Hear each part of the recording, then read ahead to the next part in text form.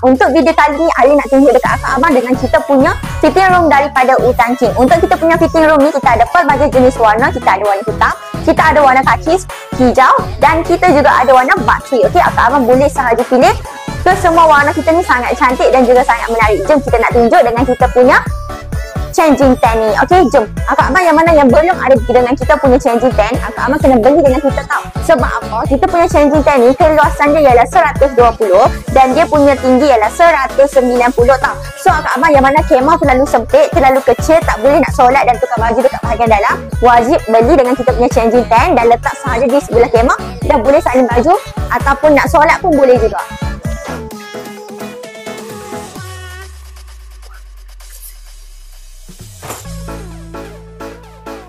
Okey, untuk kita punya changing tent ni kan, dekat bahagian dalam dia ada silver coating tau kak abang tau. Dan dekat bahagian luar ialah dia punya warna lot. So dia ada dua lapisan. Jangan risau, tak akan nampak perbayangan daripada luar ke bahagian dalam. So kalau kak abang nak salin baju, nak mandi, nak solat dalam ni tak ada masalah, tak perlu lagi risau. Okey, untuk kita punya changing tent ni dia ada double zipper dekat bahagian depan tau. So kak abang boleh sahaja tutup dari bahagian luar ataupun dari bahagian dalam. Untuk kita punya changing tent ni kita mempunyai satu side pocket di bahagian dalam. So akak abang boleh sahaja menyimpan barang akak abang dekat bahagian poket ni dan akak abang akan dapat satu tempat penyangkut baju ataupun akak abang nak gantung macam-macam barang pun boleh dekat bahagian sini. Dan akak abang juga tak perlu risau sebab apa?